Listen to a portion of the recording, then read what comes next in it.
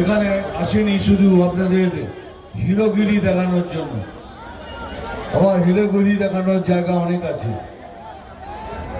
এসছি শুধু আমার এখানকার ভাই বোনদের সাথে দেখা করতে, তাদের কিছু কথা বলার জন্য।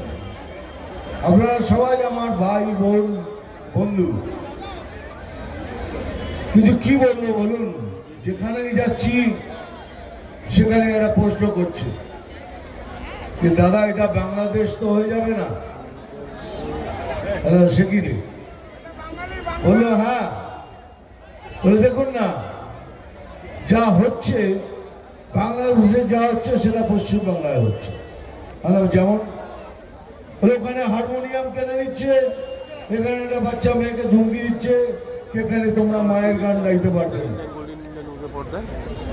দুর্গা মায়ের গান গাইতে পারবে না পশ্চিম বাংলায়।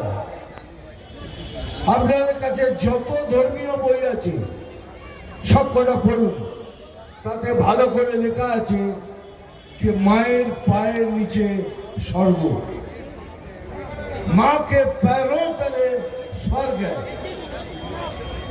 अगर माँ के पैरों तले स्वर्ग है तो माँ सांप्रदायिक হলো কি করে? আরে দুর্গা মা সাম্প্রদায়িক হলো কি করে? এটা সম্ভব না। কিন্তু তারপরেও দেখুন থামলো না, তার কিছুদিন পরেই মধুবন্তী বলে একটি মেয়ে লালন ফকিরের মেলায় গান গাইতে গেছিল, সেখানেও তাকে হুমকি দেওয়া আছে যে তুমি এখানে মায়ের গান গাইতে পারবে না। ভাবতে পারেন পশ্চিম বাংলায় বসে আমরা দুর্গা মায়ের গান করতে পারবো না? কিন্তু এটা হচ্ছে। ছেড়ে দিন, ওখানে দীপু দাসকে জ্বালিয়ে মারার জন্য এখানে হিন্দু জাগরণ মঞ্চ একটা প্রতিবাদী মিছিল বার করেছিল, তাদের পুলিশ ডান্ডা মেরে মাথা ফাটিয়ে দিয়েছে। 18 জনকে গ্রেপ্তার করেছিল, তার মধ্যে 7 জন মেয়ে ছিল, 9 জন। তার মানে বাংলাদেশে কিছু করলে পশ্চিমবাংলায় বাঙালিরা প্রতিবাদ করবে না? কেন করবে না বুঝতে পারবে। কোন একটা সম্প্রদায়কে খুশি করার জন্য আমরা কিচ্ছু করব না। কিন্তু বাঙালিকে বলে রাখি, বিজেপি মুসলমানদের বিরুদ্ধে নয়, বিজেপি ভারতীয় মুসলমানদের বিরুদ্ধে নয়, বিজেপি বিরুদ্ধে যারা আমাদের দেশে থেকে আমাদের দেশের ক্ষতি করার কথা ভাবে তাদের বিরুদ্ধে।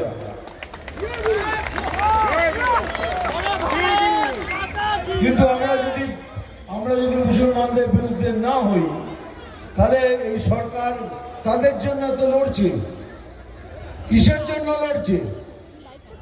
এই জন্যই লড়ছে না এরা থাকলে পরে আমার ভোটটা বাড়বে, এইসব কাজ করার জন্য। কিন্তু আমরা বলছি অভারতীয়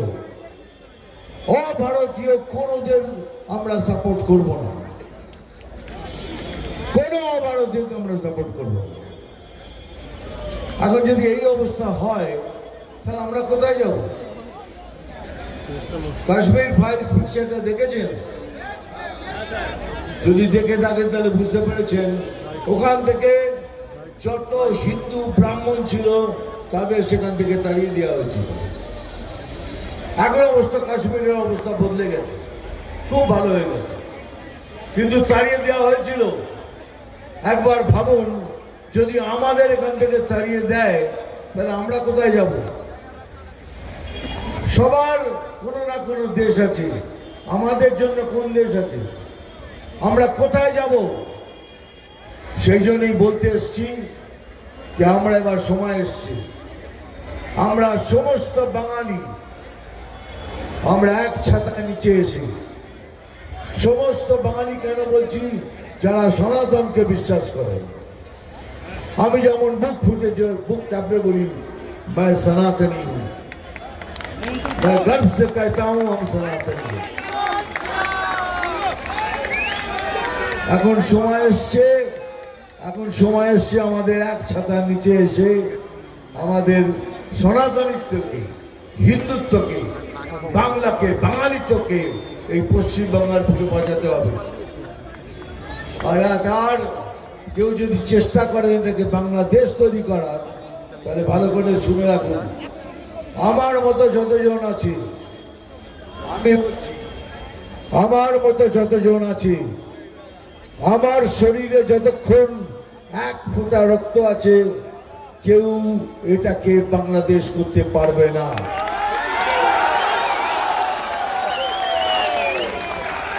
किसी माई के लाल में दम नहीं होगा।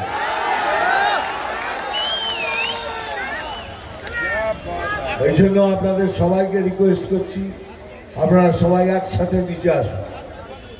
আমার এখানে বসে থাকা আমার যত কার্যকর্তা আছে তাদেরও বলছি, যদি কারোর সাথে কোনো মনোমালিন্য থাকে, তাহলে আমি হাত জোর করে অনুরোধ করছি, যে মনোমালিন্য ইলেকশন অব্দি মিটিয়ে নিন, তারপরে যা করার করবে সব মিটিয়ে নিন। ধরুন একসাথে লড়তে হবে আমাদের।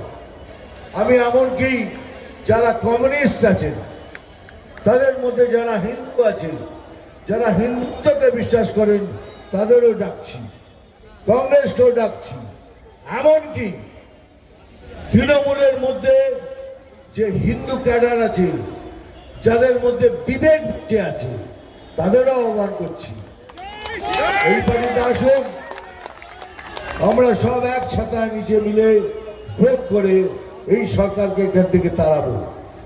আর এইবারে তৃণমূল সরকারের পতন নিশ্চিত নিশ্চিত নিশ্চিত।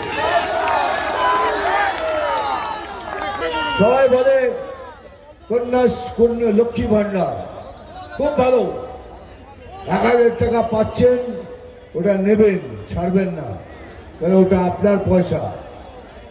ওই 1000 টাকা লক্ষ্মী ভান্ডার, ওটা আপনার পয়সা, পয়সা ছাড়বেন না। কিন্তু পয়সাটা নিয়ে কি হবে বলুন? আমি এটা সব জায়গায় বলছি, এখানে বলবো। আমি বহরমপুর গেছিলাম, সেখানে একটা অটোওয়ালা এসে আমার পাশে দাঁড়ালো, এই টোটোওয়ালা। দাদা কেমন আছেন? আমি ভালো আছি। তুই কেমন? তুই চুকে আছিস তো? 1000 টাকা লক্ষ্মী ভান্ডার পাচ্ছিস? বলে দৌড় দাদা, একটু লিমিট ক্রস করলে 1000 টাকা ফাইন। ওই টাকাটাই আমায় দিয়ে যাচ্ছে। ভাবুন, 1000 টাকা তো নিলেন, খুব ভালো, কিন্তু আপনার ছেলের যদি বিবেক থাকে, সে যদি দুর্নীতি করতে না চায়, সে তো বেকার বসে থাকবে। আপনার স্বামী যে দুর্নীতিতে বিশ্বাস না করে, সেও ঘরে বসে থাকবে। কোনো জোগান নেই, কোনো ব্যবসা নেই, কোনো কারখানা নেই, কোনো উদ্যোগ নেই, কোনো শিক্ষা নেই, কোনো স্বাস্থ্য নেই। এমনকি আপনার বাবা মা, আপনার শ্বশুর শাশুড়ি অসুস্থ, তাদের সেবার কোনো জায়গা নেই।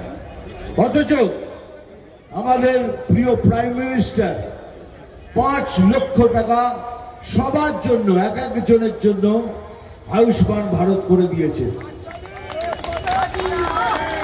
কিন্তু এই সরকার সেটা আপনাদের দিতে দিচ্ছে না।